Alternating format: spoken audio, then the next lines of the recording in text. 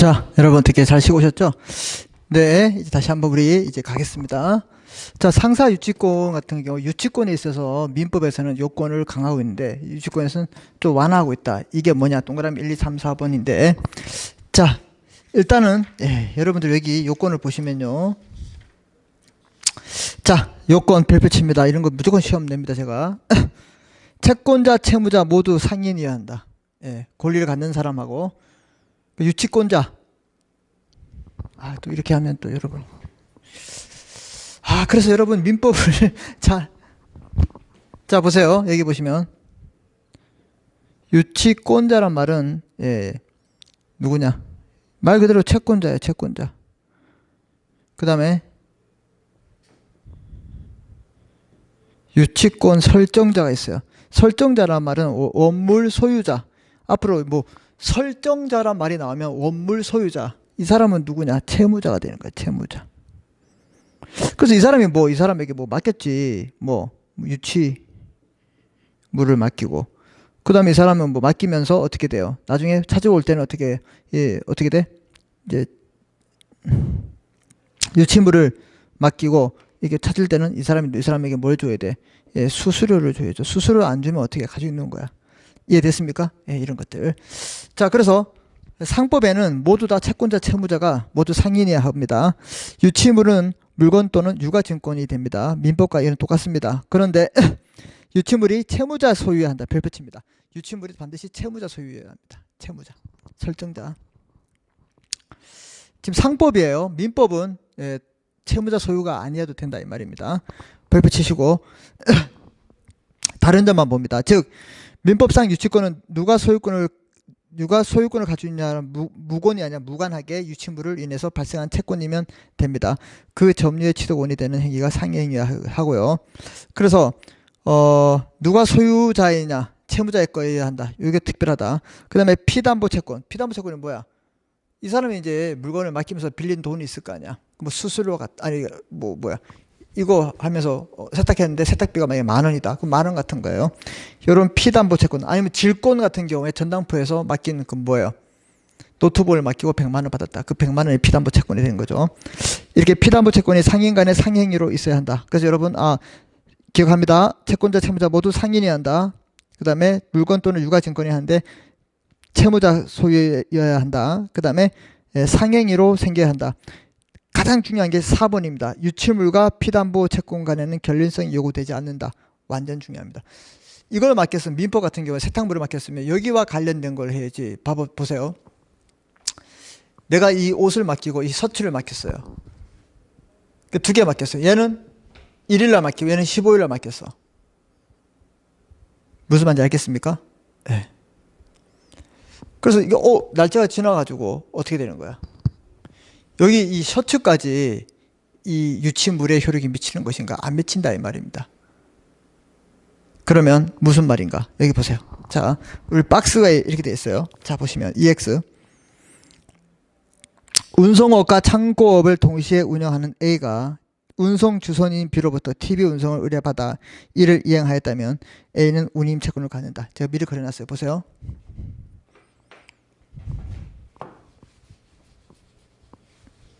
자, 봐요. B가 운송 주선인이에요.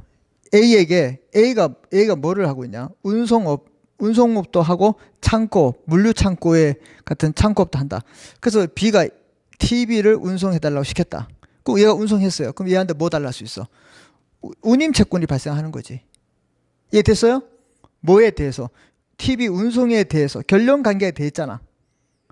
근데 그 앞전에 얘가 뭐 한다? 창고업을 하기 때문에 얘가 그 전에 얘에게 냉장고를 맡긴 게 있다 이 말입니다. 이해되셨죠? 그래서 얘가 이 운임 채권을 안 주기 때문에 이 냉장고에 대해서 유치권을 행사할 수 있느냐? 할 수 있다.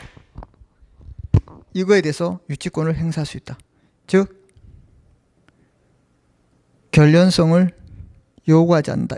무조건 중요합니다. 그래서 요건이 뭐가 된 거야? 완화가 된 거야. 이해됐어요?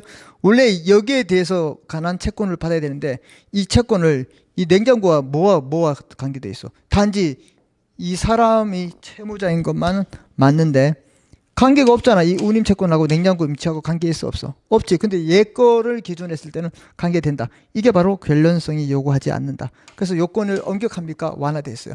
얘보다 완화돼 있다.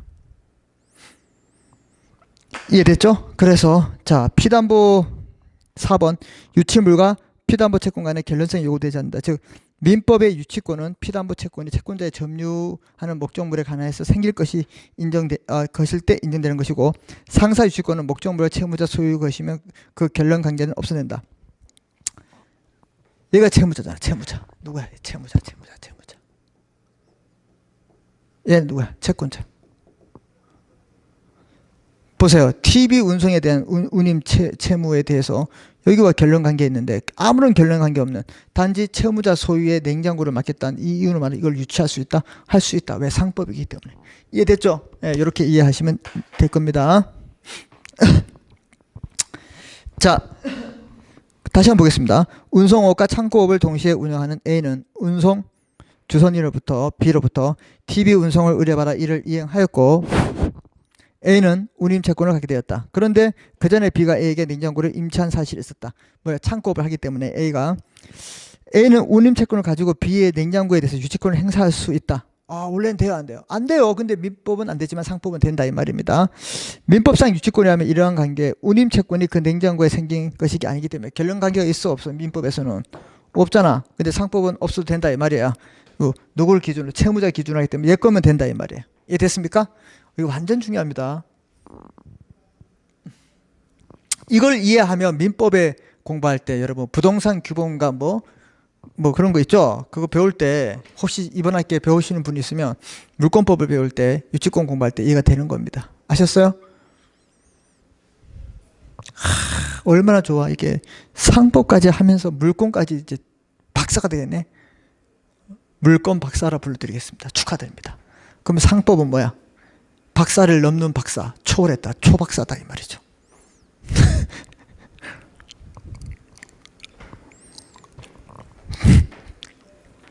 박사 이후에 무슨 학위가 있다? 그럼 초박사가 되겠죠? 법학 초박사? 좀 이상하네. 자, 그래서 보세요. 이제 이해됐을 겁니다. 자, 민법상 유치권이라면 당연히 안 되겠죠. 그런데 상사 유치권에 성립할 수 있다. 별표치고 상거래에서 개개의 거래 시마다 담보를 설정한 것이 매우 비현실적이다. 얘 때문에 또 하고 얘 하면 얘 또 따로따로 하고 너 같은 놈이네? 그러면 어떻게 연결시켜가지고 같이 잡자. 상거래는 가능하다 이 말입니다. 이해됐습니까? 민법은 안 돼. 알았죠? 네. 아까 했잖아. 얘를 맡겼는데 얘에 대해서 얘는 돈을 줬는데 얘를 안 줬어. 그래서 같은 사람이 왔기 때문에 둘 다 못 주겠다. 이거 안 된다 이 말입니다. 결론성이 없어요. 이해됐죠? 네. 자, 그 다음에 상거래에서 개개한다면 자, 상거래에서 개개의 거래 시마다 담보를 설정한다는 것이 매우 비현실적이기 때문에 채권자가 거래상으로 점유하게 된 채무자 소유의 물건이 있다면 그래서 널리 유치권을 인정하고 있다. 완전 중요합니다. 이런 걸 시험 안 내면 제가 뭘 내겠습니까, 여러분? 막 다 흘려.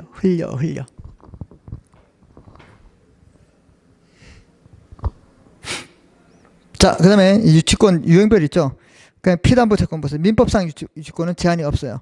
근데 일반 상사건은 상행위로 인해서 이뤄됩니다. 그래서 유치물의 제한은 둘 다 없는데 다음 페이지 보면 유치물은 누구 거야 되냐? 제한이 없지만 이건 반드시 채무자 거야 돼요. 여기서 채무자 소유해야 한다. 꼭 기억합니다. 피담보 결론성 필요 없다. 이런 것들이 중요하다. 채무자 소유 불필요 이런 것만 기억하시면 됩니다. 아셨죠? 네, 좋아요. 그다음에 유질 계약 허용되는 거 보시겠습니다. 질권 계약이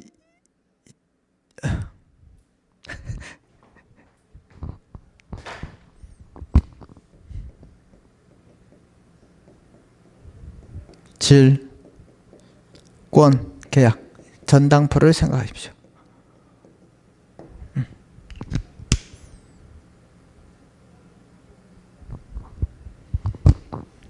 여기서 전당포에다가 노트북을 맡겼다. 얼마 주고? 100만 원. 이 100만 원이 뭐야? 피담보 채권.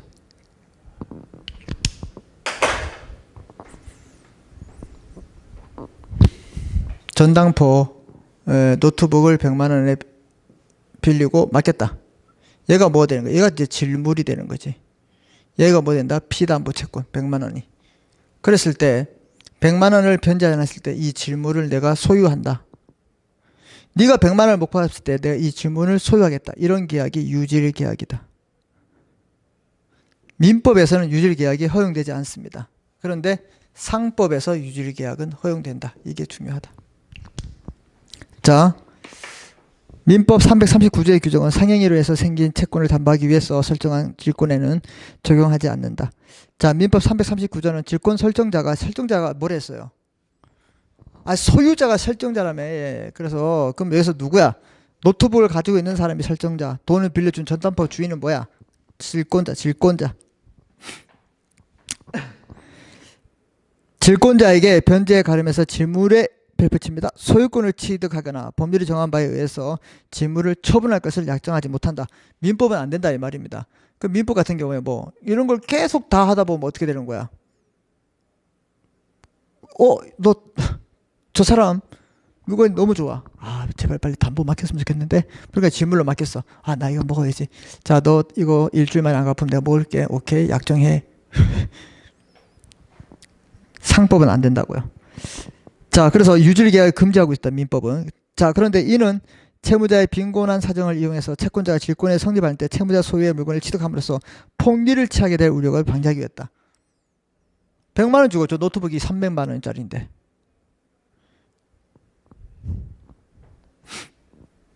안 되죠. 공평의 원칙에 반하잖아. 그러나 상법은 상인의 일정한 수준의 경제력을 갖추고 있고, 상법은 경제력이 있기 때문에 저 사람도 괜찮겠네. 사장님 강아지 풀 뜯어먹는 소리지. 무슨 사장님이에요. 예, 요즘 경기도 안 좋은데. 어쨌거나 상인이기 때문에 경제적 수준이 있다고 보기 때문에 합리적 판단을 할 수 있어요. 그래서 후견적 기능을 필요하지 않기 때문에 유질계약을 허용한다. 별표칩니다. 알았죠? 예. 자, 그래서 민법. 자 보세요. 민법 총칙에 대해서 비연명주의, 본사, 소멸하지 않는다. 6개월짜리도 있다. 1년, 5년, 3년짜리가 있다. 그럼 물권에서는 상사 유치권이 든다. 그 다음에 유지계약도 허용된다. 요건이 완화되어 있다. 결련성을 요하지 않는다. 이게 가장 중요하다. 이 정도 하면 퍼펙트예요. 퍼펙트. 자, 그 다음에 좀 지우겠습니다.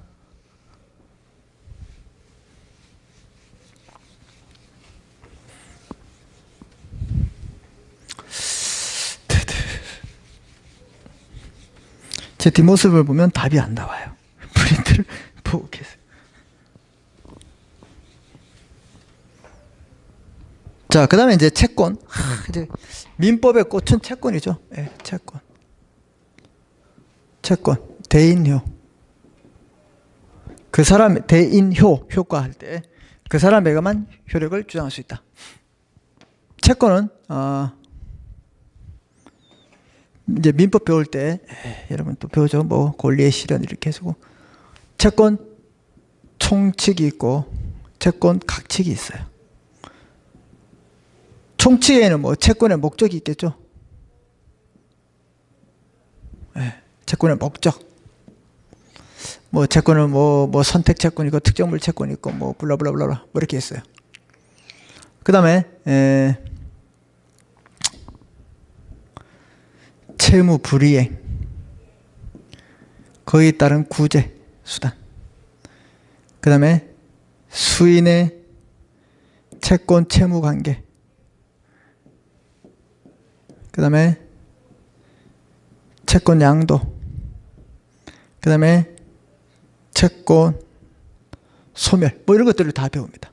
채권의 그래서 여러분들 자, 뭐 그래요. 민법. 자, 채권의 목적이란 말은 그 채권의 종류란 말로 하고도 비슷하겠네. 그렇지? 채권에 뭐가 있냐? 채권의 목적, 채권의 종류예요.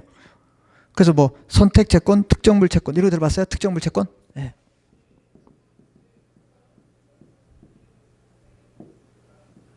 특정물 채권 이런 말이 나와요. 특정물 채권.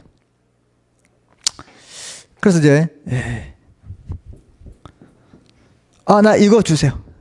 여기 있는 맥주 한 박스를 주세요. 이게 특정물 채권이에요. 채무를 불이행한다. 채무를 불이행한다. 뭐 이행을 지체하겠죠. 이행이 불능이 되겠죠. 뭐 수령을 거절하겠죠. 이행 거절 이런 것들이 있어요.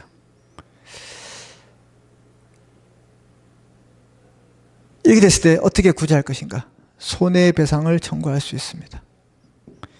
그 다음 이제 수인의 채권 채무 관계면 이런 거예요. 특히 이제 수인의 채무에서 A가 B, C, D에게 잘 들으세요. B, C, D에게 뭘 하냐? 뭐래? 이 자동차를 팔아요. 이게 3천만 원이에요. 그럼 1,000만 원 이렇게 이제 분할 채무인데 얘가 이 1,000만 원씩 받으려면 힘들어요. 그래서 얘가 어떻게 하냐면 연대로 묶어요. 연대로. 그래서 얘는 얘에게 3천만 원 청구할 수 있고 얘에게 3천만 원, 어느 누구에는 다 3천만 원 청구할 수 있어. D에게 청구했다? 그러면 이제 끝났어. 그럼 얘에게 어떻게 얘가 받아냅니다. 구상권이 납니다. 1,000만 원씩 받아내면 되는 거예요. 그 다음 이걸 우리가 이제 인적 담보를 합니다. 인적 담보. 무슨 담보? 인적 담보. 이런 관계.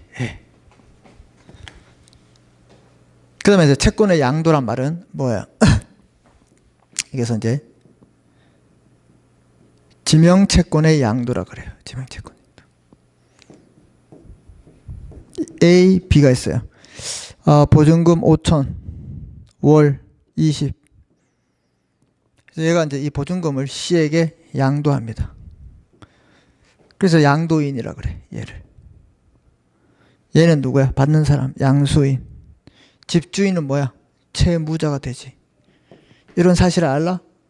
알려야지. 그래서 통지하거나 아니면 얘가 승낙하거나. 이게 채권 양도야. 이런 걸 이렇게 배우고. 그다음에 채권의 소멸 사유는 여러 가지 있죠. 변제, 대물 변제, 상계, 공탁, 뭐 혼동, 면제, 뭐 소멸시효 같은 것도 있죠. 이런 것들을 우리가 이제 여러분 이제 채권을 배울 때 채권 총칙에서 배우는 내용들이에요. 자, 그다음에 각칙을 배울 때는 채권 각칙에는 계약을 배우고 법률 규정을 배웁니다. 계약은 계약 총칙을 배우죠. 계약 각칙을 배웁니다. 그래서 여기는 15종이 있어요.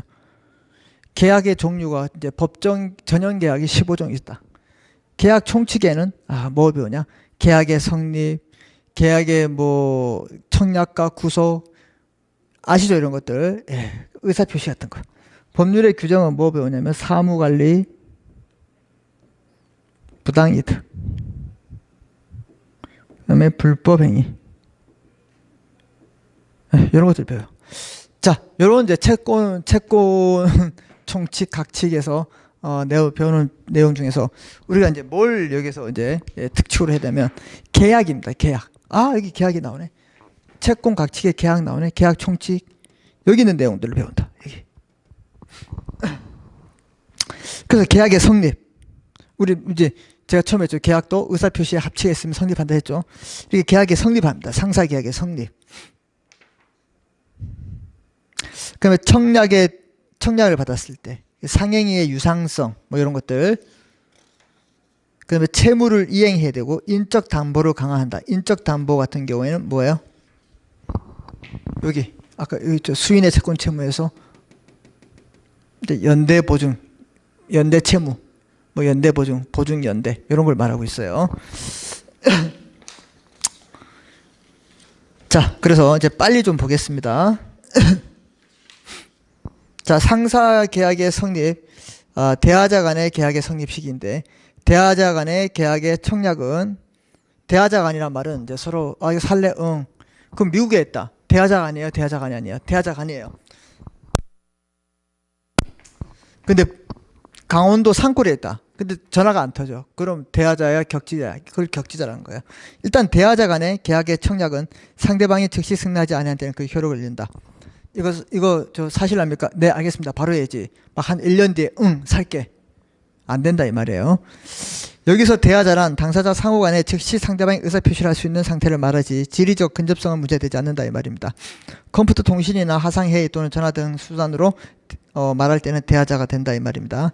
민법상으로도 대하자 간의 청약의 효력은 대하자가 계속되는 동안에만 존재하는 것을 보고 있기 때문에 특칙이라보다는 일반 원칙이다. 그래서 대하자 간에도 즉시 한다. 즉시 동그라미칩니다. 자, 격지자 간의 계약의 성립 시기 삭제됐고, 삭제된 거 보지 마시고, 그 다음에 2번 납부 통지의 의무가 있습니다. 다음 페이지 보시면 상인이 상시거래에 있는 자로부터 청약을 받은 경우에 지체 없이 납부의 통지를 발송하면 발신주의다 이 말입니다. 하면 이를 결리할 때는 승낙을 한 것으로 보고 있다. 자, 빨리 대답해야 되는데 뭐 차일피를 밀렸어요. 이때는 승낙 오케이 한 걸로 보고 있다. 납부 통지. 청약자는 상인일 필요가 없다. 오타 났죠? 없다. 민법에서 청약을 받은 사람이 적극적으로 승낙 여부를 통지해줄 의무도 없습니다. 따라서 민법에서 계약을 체결을 원하지 않으면 청약을 받은 때 그냥 방치해버리면 그만이기 때문입니다. 그러나 동정거래에서 반복되는 상거래 당시 사이에서 종래의 거래관계를 비추어 청약에 대해 적극적인 거절 의사를 밝히고 있으면 계약이 성립한 것을 믿을 수 있기 때문에 이러한 점을 고려해서 상법은 낙지 통지 의무를 규정하고 있다. 자, 믿으십니다. 납부 통지 의무, 납부 통지 의무, 승낙을 해야 된다는 것을 알려줘야 된다 이 말입니다. 아셨죠? 납부 통지 의무가 있다. 그 다음에 청약을 거절했을 때 송부 물건을 보관 의무가 있습니다. 상법 60조에서 상인이 그 영업 불에 속하는 거래를 청약을 받은 경우에 겸품, 샘플이죠. 기타 물건을 받을 때 청약을 거절하는 때에도 청약자의 비용으로 그 물건을 보관해야 된다. 청약자의 물건으로 보관하는구나. 자, 이건 여러분들이 이제 상사 매매를 배우면 더 확실히 알 수 있습니다. 그래서 청약자의 비용으로 한다. 그 다음에 물건의 가액이 보관의 비용을 상환하기에 부족하거나 손해받을 염려가 있을 때는 보관하지 않아도 됩니다. 자, 그렇게 보시고, 자, 그 다음에 상행위의 유상성을 봅니다. 기업 활동은 본질적으로 이윤을 추구하기 때문에 상법은 여러 가지 반환해서 상인에게 영리성을 보장하고 있는데 이게 바로 상행위의 유상성이에요. 돈 때문에 하는 겁니다. 상인은. 자, 보수 청구권. 61조에 상인은 그 영업 범위 내에서 타인을 위해서 행위한 때에는 이에 대해서 상당한 보수를 청구할 수 있다. 보수 청구권이 있다. 이렇게 보시면 됩니다. 그래서 여기 간단하게 보십니다. 즉, 민법상 타인을 위해서 한 행위는 무상의 원칙입니다. 즉 위임이나 임치 등에 대해서 타인을 위한 행위를 하더라도 다른 약정이 없다면 비용만 청구할 수 있을 뿐 보수까지는 청구할 수 없다. 그러나 상인에게 행위의 대가인 보수는 기업 활동의 동기이자 기업의 원천입니다. 그래서 무조건 보수 청구권이 있다. 기억합니다. 자, 그 다음에 법정이자 청구권. 상법 55조 1항에서 상인이 그 영업에서 금전을 대여한 경우에 법정이자를 청구할 수 있다.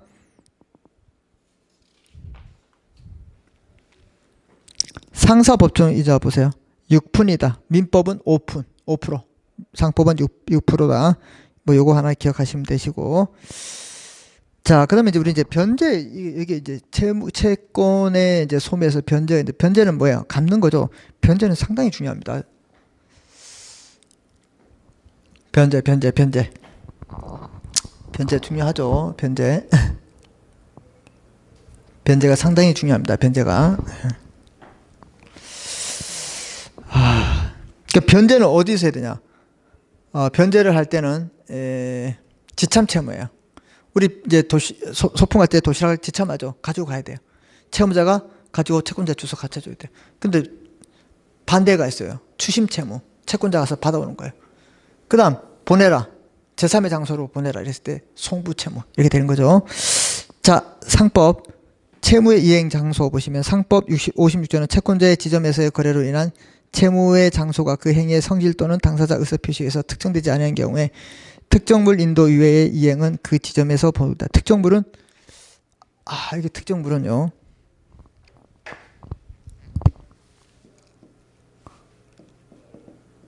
이행기의 현상대로 그 물건이 있던 장소에서 합니다. 이게 민법에서 특징이에요. 이행기의 현상대로 깨지면 깨진 대로 그 물건이 있던 장소에서 하는 게 특정물 채권이에요. 그래서 이게 특정물이 아니면 보세요. 특정하지 아니한 경우 특정물 인도 이외의 채무는 그 지점에서 하고 특정물일 때는 그 특정물 있던 대로 하라 이 말입니다. 이해되셨죠? 네. 모든 사법상 거래에서 채무의 이행지에 관한 당사자 약정이 있으면 그에 의하고 약정이 없으면 어떻게 해요? 법에서 정하는 장소에서 하면 됩니다. 자, 그래서 일반적 채무 이행 장소에 관해서는 원칙적으로 민법의 규정에 따라 하고 있습니다. 즉 민법에서는 특정물 인도는 채권의 성립 당시 물건이 있던 장소, 채권의 성립 당시 물건이 있던 장소, 이행기의 형상대로 거기 밀주 칩시오. 채권의 성립 당시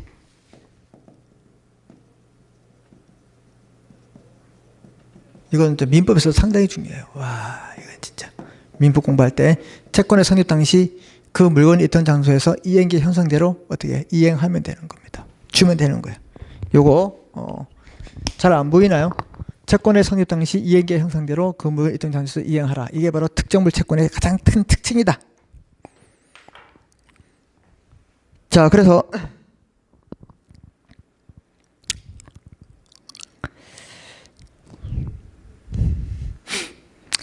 즉 민법에서는 특정물 인도는 채권 성립 당시에 그 물건이 있던 장소에서 하게 되고 특정물 이외의 장소에서는 채권자 현주소, 채권자 영업소에서 하면 된다 이 말입니다. 알았죠? 예. 채무 이행 및 이행의 청구 시기 상법 63조에서 법령에 또는 간섭에 의해서 영업시간이 정해져 있는 때는 채무의 이행 또는 그 이행의 청구는 그 시간 내에 해야 됩니다. 금융기관이나 백화점도 같은 법령 또는 간섭에 의해서 영업시간이 정해지는 경우가 많은데 이렇게 영업시간이 정해진 때에는 그 시간을 경과한 후에는 채무를 이행하더라도 효력이 발생하지 않습니다.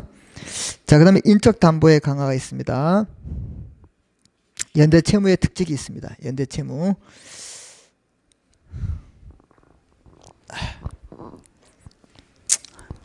하죠 뭐. 여보세요. 연대 채무. 자, A가 이제 은행입니다. B가 이제 소비대차,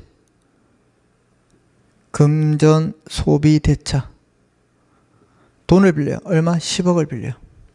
그래서 너 이제 뭐가 있냐? 부동산이 뭐가 있냐? 아, 이 아파트가 있어요. 아파트가 있어. 이 아파트가 얼마짜리냐? 10억짜리야.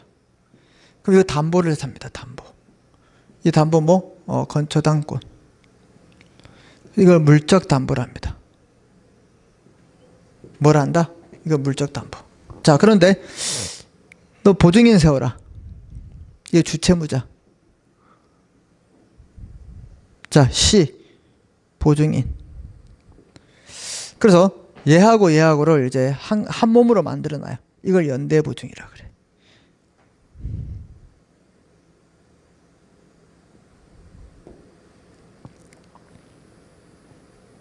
얘하고 관계는 보증 채무. 계약합니다. 얘는 누구야? 채권자. 얘는 보증인. 예. 그리고 보증인이 또 있어. 예, D가 있고 E가 있다. 얘와 얘들 사이의 보증. 이걸 또 보증인간의 연대, 보증연대라 그런 거예요. 이런 것들을 우리가 연대채무라고 그래요. 연대채무. 연대채무. 즉 주채무자와 보증인이 한 몸에 같이 묶여 있다. 이랬을 때, 그러니까 일반적인 그 보증 채무가 아니라 이렇게 연대로 묶여 있을 때 연대 보증 채무를 하고 있어요. 그 얘하고 연대로 돼 있다. 그러면 연대 보증. 여기 연대 보증 쓴 거야. 연대 보증. 이런 채무 관계를 연대 채무라고, 얘 입장에서 얘와 얘 뭔 관계나 연대 보증, 얘와 얘들 관계는 보증 연대. 이렇게 말했어요. 이걸 뭐라 그러냐? 인적 담보를 한다. 이런 걸 뭐라 한다? 이런 것들을 인적 담보를 한다. 보이시죠? 보이나? 깜짝 놀랐죠? 갑자기 튀어나와서. 예. 자, 보세요. 상법 57조 1항은 수인이 그 1인에 대한 전원에 대해서 상행해야 되는 법률 행위로 채무를 부담한 때 연대하여 변제할 책임이 있다.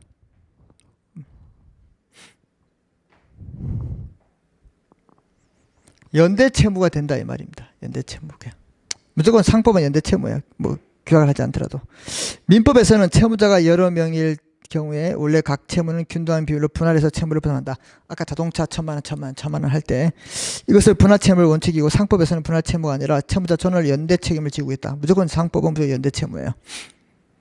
다만 57조 1항을 적용하기 위해서 채무자 중 1인이 반드시 상인해야 하고 한 개의 채무를 여러 명이 공동으로 부담했을 때 요건을 충족해야 된다. 이렇게.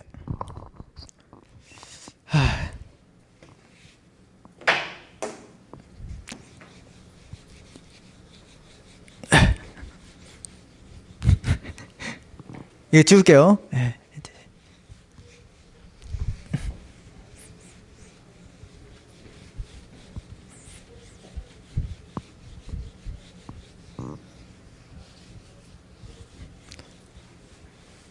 자, 다시 한번 이제 그려볼게요. 여기 보세요.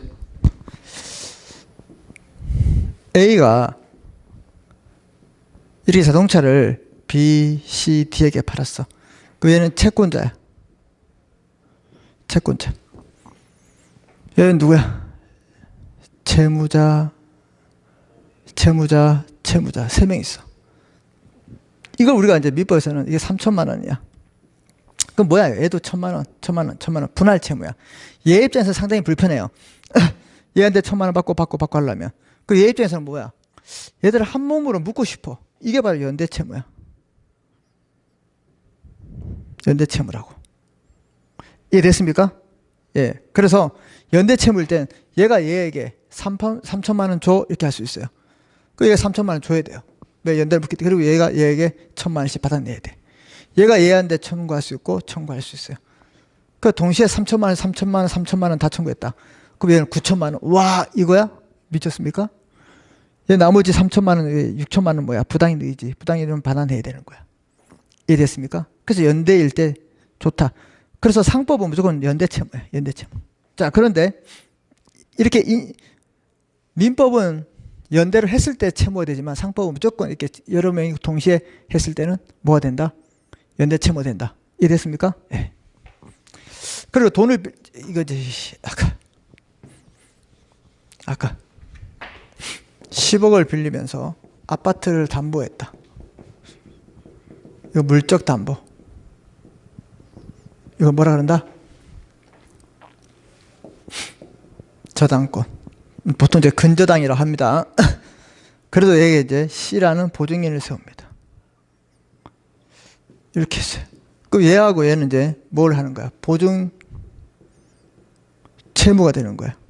근데 이렇게 합니다. 얘가 돈을 안 갚으니까 얘한테 가가지고 돈 달라 한다. 가능해요. 근데 얘한테 먼저 안 하고 얘한테 돈 먼저 달라 해. 돈 달라니까 얘가 뭐야? 최고 검색의 항변권 행사하는 거야. 아, 얘가 돈 있으니까 먼저 받고 오실 때 오세요. 이렇게 할 수 있어요. 근데 얘네들이 연대를 묻겠어. 연대 보증으로. 이럴 때는 얘가 최고 검색 항변권이 없어진다. 알겠습니까? 중요합니다. 민법에서. 또 보증인 D가 있었다. 얘와 얘를 또 연대를 묶었어요. 이걸 보증연대라 그래. 아시겠죠? 요 개념들. 예.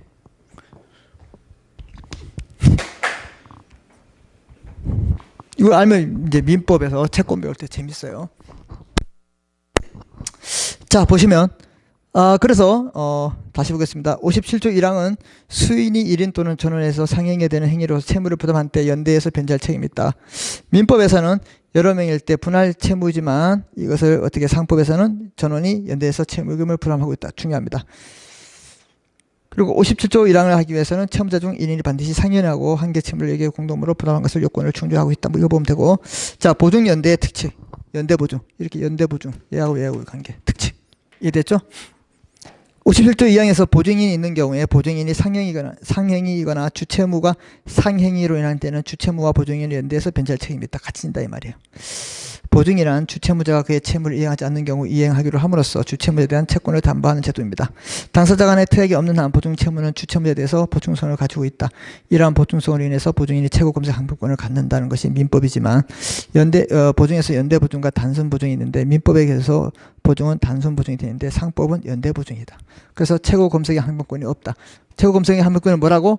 얘가 먼저 이렇게 들이댔다. 돈 갚아라 했을 때 얘 보고 너 먼저 갔다 오세요. 이런 말 못하고 지금 갚아야 된다 이 말입니다. 어렵지 않죠?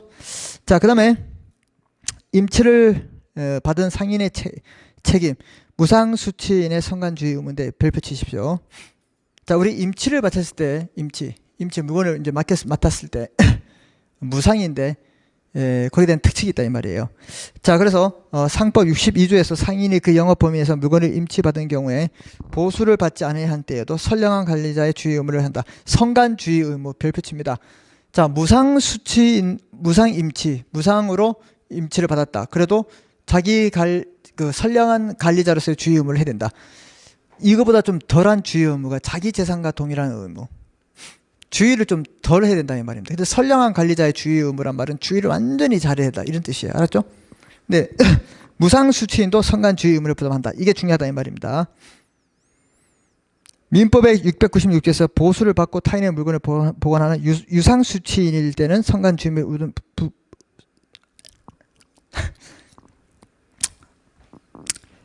민법에서는 유상수취인이 성간주의 의무를 부담하지만 보수를 받지 않는 경우에는 주의가 경감이 돼가지고 자기 재산과 동일한 의무가 있습니다. 민법은. 그런데 상법은 어떻게 된다고요? 상법 62조에서는 수취인은 상인이 하지만 수취인은 상인이 아니어도 무한한데 성간주의 의무란 물건 또는 사물을 관리하는 경우 직업 또는 지위 사람의 기준으로 보아 사회생활에 일반적으로 요구되는 주의 정도를 말하고 있다. 잘해라 이 말입니다. 수취인이 이러한 성간주의 의무를 위반해서 임치할 때는 손해배상 책임이 있다. 다만 상인의 보수 청구권을 갖기 위해서 무상으로 임치하는 경우가 드물다 이 말입니다. 그래서 별도의 규정이 있다. 자, 그래서 여러분 중요합니다. 무상수취인이 성간주의 의무가 있다. 그 다음에 연대 보증을 무조건 상법은 연대 보증이다. 연대 채무다. 이렇게 기억하시면 되고, 그 다음에 이행의 청구 시기에 대해서 보시면 되고, 그 다음에 채무 이행의 장소에서는 특정물 채무, 요거 민법에 있는 이야기까지 기억하시면 되고요. 그 다음에 보수 청구권이 있다. 그 다음에 계약 체결에 대해서 격지자 간 이건 생략됐다. 납부 통지 의무가 있고, 그 다음에 계약의成立 시기, 그 다음에 유질 계약이 형성되고 상사 유치권에서 피담보 채권과 결련성을 요하지 않는다. 이게 제일 중요하다. 이런 것들. 자, 그 다음에 요건 기억하시고요. 그 다음에 상사 소멸시효, 본사, 그 다음에 비현명주의 이런 것이 있다. 이렇게 보시면 되고, 이게 중간고사 끝나고요. 이제 앞으로 우리는 어느 걸 공부할 거냐면 이제 그걸 공부합니다.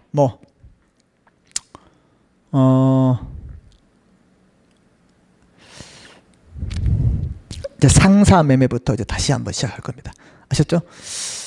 시험 공부 준비하실 때 사례를 위주로 해서 공부하십시오. 아셨죠? 예, 그렇게 해야지만 시험 문제가 잘 풀릴 겁니다. 자, 제가 2점짜리 과제를 내줬습니다. 예, 어떻게 해야 되는지 잘 알아보시고, 지금 출석 체크만 하고 그냥 돌리신 분들은 깜짝 놀랄 겁니다. 무슨 과제가 있었지? 친구에게 말해주면 배신입니다. 친구의 앞날을 위해서, 친구가 열심히 공부를 하기 위해서는 말해주지 마십시오. 친구도 듣고 수업을 듣고 시험을 봐야 되기 때문에. 아셨죠? 예. 여러분, 오늘은 여기까지 하겠습니다. 하고 우리 다음 시간에 시험 끝나고 뵙겠습니다. 자, 시험 잘 보시고 오늘도 고생했습니다. 수고했습니다.